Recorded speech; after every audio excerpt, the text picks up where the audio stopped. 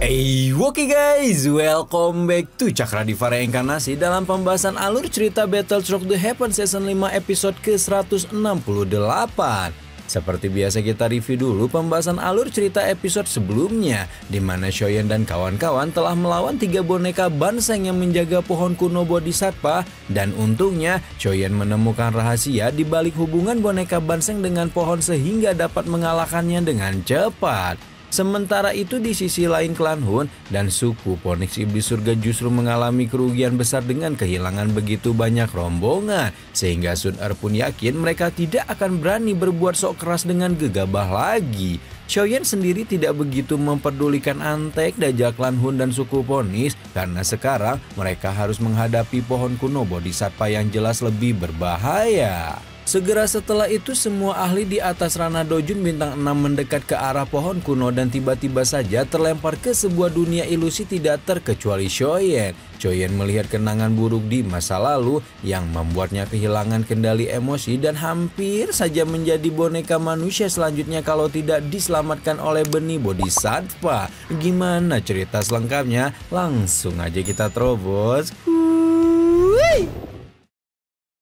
Seperti yang udah sama-sama kita lihat di episode sebelumnya, Shoyen terlempar ke hadapan sebuah pohon tua yang hampir sekarat sebelum kemudian dikejutkan oleh bayangan Dodi yang tampaknya berasal dari ingatan pohon kuno Bodhisattva di masa lalu. Dodi itu tampak sangat senang bisa menemukan pohon kuno Bodhisattva dan berniat untuk melahap seluruh pohon kuno itu untuk menyerap kekuatan di dalamnya. Namun sebelum si Dodi ini berhasil melahap seluruh pohon kuno Bodhisattva, tiba-tiba muncul suara lain dari dalam tubuh pohon kuno Bodhisattva sebelum menghabisi Dodi ini dengan kekuatan yang tidak kalah luar biasa. Si Dodi tampak begitu marah karena upayanya untuk melahap pohon legendaris gagal tepat ketika hampir mencapai puncaknya dan akhirnya meledakkan energi pengikisan gelap sampai membuat pohon kuno Bodhisattva berubah menjadi pohon sekarat di hadapan Shoyen. Astagfirullah, baru-baru awal udah balelol. Shoyen kembali lagi ke dunia nyata dan memahami bahwa pohon kuno Bodhisattva telah mengalami pengikisan akibat dari energi gelap Dodi yang membuatnya ikut merasakan sakit, seolah mengalami sendiri apa yang terjadi kepada pohon legendaris tersebut. Baru setelah mengintip di balik ingatan pohon kuno, benih Bodhisattva yang selalu bersama dengan Shoyen tiba-tiba keluar dari dalam cincin penyimpanannya, dan mengingat benih itu juga menyelamatkannya di dunia ilusi, Shoyen berpikir apakah dengan memunikan benih tersebut dia bisa mengurangi pengikisan yang dialami oleh pohon kuno Bodhisattva. Akhirnya Shoyen pun menggunakan api surgawi untuk memunikan benih Bodhisattva dan dugaannya benar karena setelah energi murni dalam benih menyatu dengan pohon, energi pengikisan gelap yang ada di dalamnya benar-benar mengabur walau hanya sedikit. Shoyen senang bahwa eksperimennya benar-benar membantu mengurangi pengikisan, namun sayang dia hanya memiliki satu benih yang bisa dimurnikan sehingga tidak ada lagi bantuan yang bisa dia berikan kepada pohon kuno Bodhisattva. Namun tepat ketika Shoyen memikirkan hal itu, tiba-tiba saja bulatan hijau melesat keluar dari dalam pohon dan bulatan itu tidak lain dan tidak bukan adalah benih Bodhisattva dalam jumlah yang sangat banyak. Padahal dahulu satu biji saja sudah menimbulkan pertumpahan darah ketika memperebutkannya.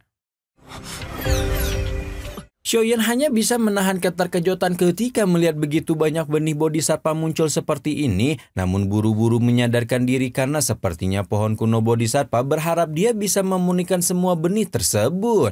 Shoyen merasa tidak bisa mengecewakan harapan pohon kuno Bodhisattva sehingga buru-buru mengambil posisi kultivasi untuk memunikan benih-benih di sekitarnya. Namun sayangnya benih Bodhisattva adalah sebuah harta surga bumi yang luar biasa sehingga baru saja memunikan 2 biji saja Shoyen sudah dibuat bengek, lemah letih lesu kayak anak kosan di akhir bulan. Shoyen hendak istirahat sebentar ketika benih-benih itu sekitarnya melompat seolah ingin segera dimurnikan yang membuat tuan muda ketiga keluarga Shou itu meringis kebingungan. Tapi tiba-tiba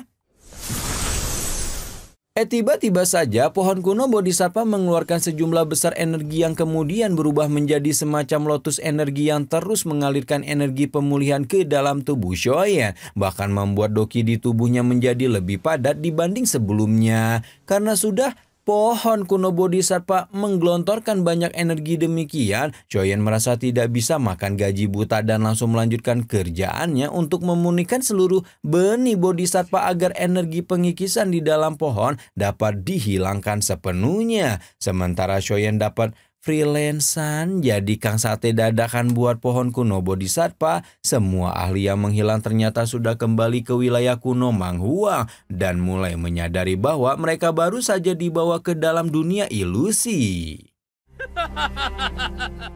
Tidak hanya terbawa ke dunia ilusi, bahkan ada ahli-ahli yang masih terkena efeknya setelah kembali ke dunia nyata. Salah satunya Hun Yu yang kerasupan bayang-bayang menjadi pemimpin klan Hun dan sedang berusaha untuk menguasai suku Phoenix Iblis Surga.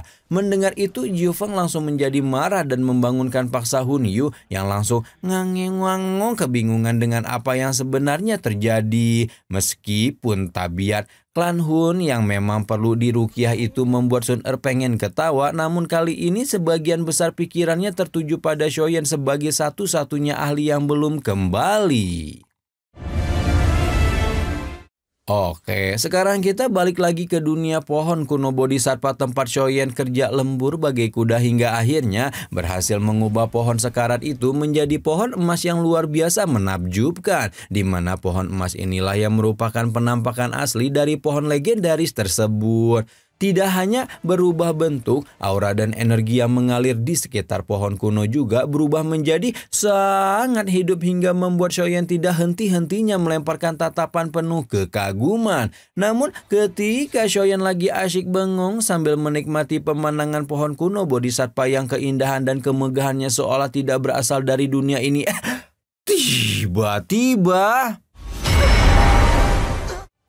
Tiba-tiba saja pohon kuno Bodhisattva menembakkan semacam pilar energi ke tubuh Shoyen yang membuatnya merasakan letusan energi dahsyat di tubuhnya. Shoyen tampak kebingungan dengan apa yang baru saja dilakukan oleh pohon kuno Bodhisattva, namun kelelahan doki luar biasa yang dia rasakan membuat tubuhnya melemah dengan cepat. Akhirnya Shoyen pun tidak dapat menahan rasa kantuk hingga jatuh tertidur di bawah pohon. Sementara itu di dunia luar, Sun Er dan kawan-kawan masih mencari-cari keberadaan Shoyen. Sampai kemudian sosok yang mereka cari muncul, namun dalam bentuk bayangan emas raksasa menyerupai dewa yang sedang menindas dunia.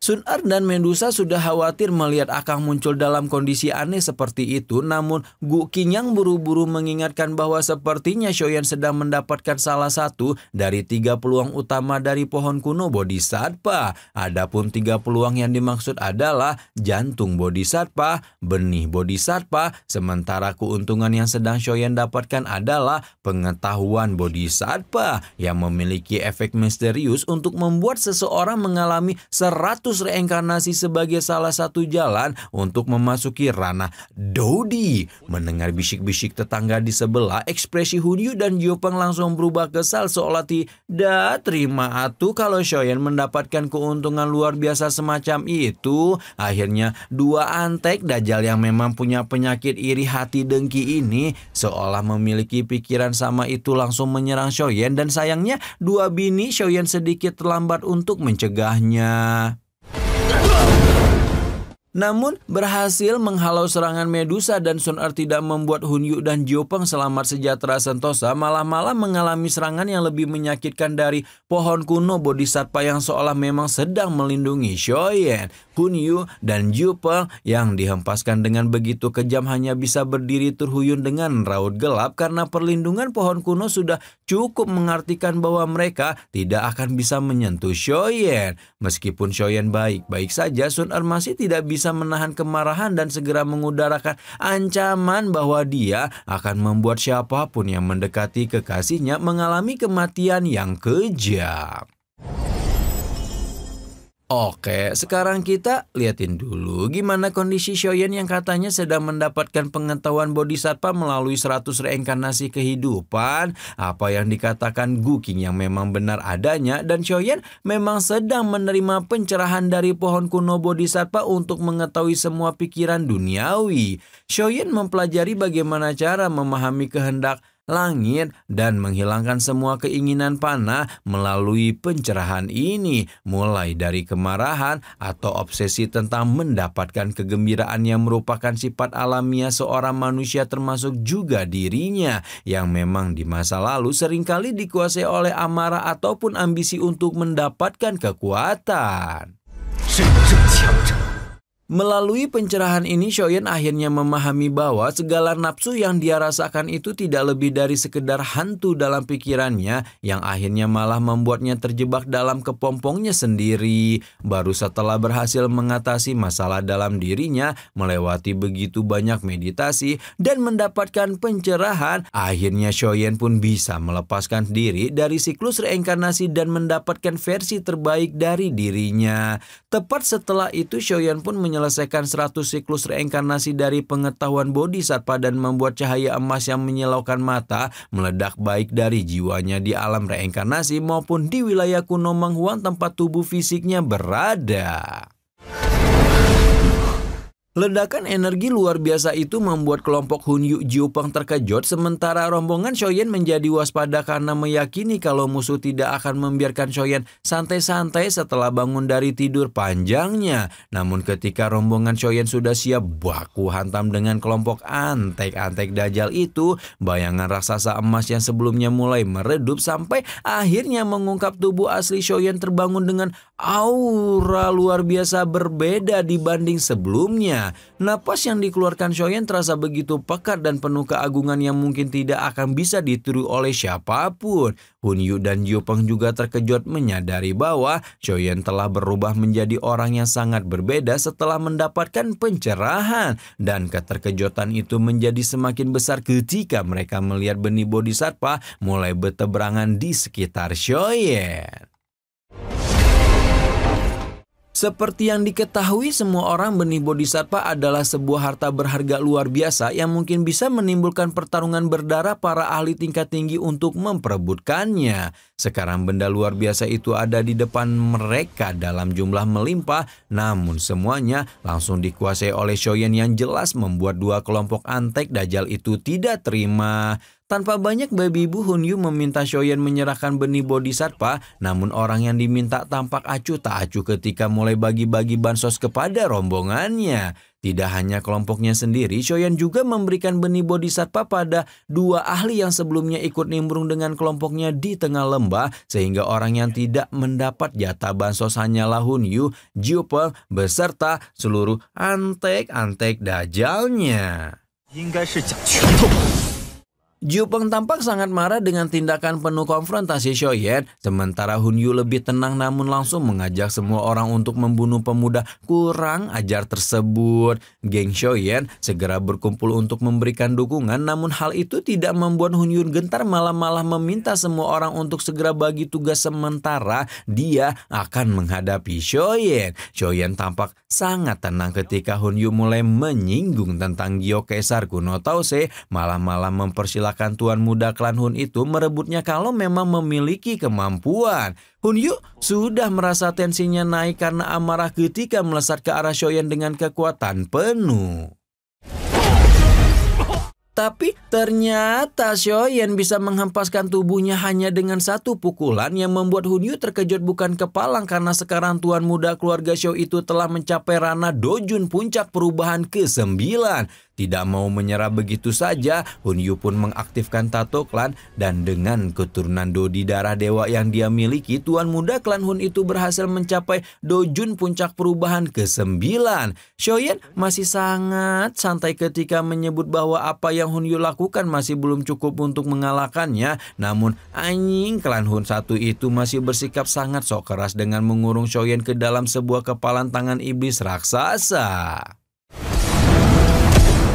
Shoyan menekankan sekali lagi bahwa kekuatan Hunyu masih belum cukup untuk melawannya sebelum kemudian menghancurkan kepalan tangan iblis dan menghadiahi tuan muda klan Hun ledakan oktan yang membuatnya melambung jauh terbang tinggi sebelum kembali menubruk tanah dengan kejam. Kelompok Antek Dajjal lain juga mengalami kekalahan yang menyedihkan dari kelompok Shoyan dan seolah belum cukup untuk mempermalukan klan Hun serta suku Phoenix Iblis Surga, mengingat generasi puncaknya hanyalah pengecut semacam ini. Shoyan baru menyebut bahwa dua faksi itu bukanlah sesuatu yang hebat ketika tiba-tiba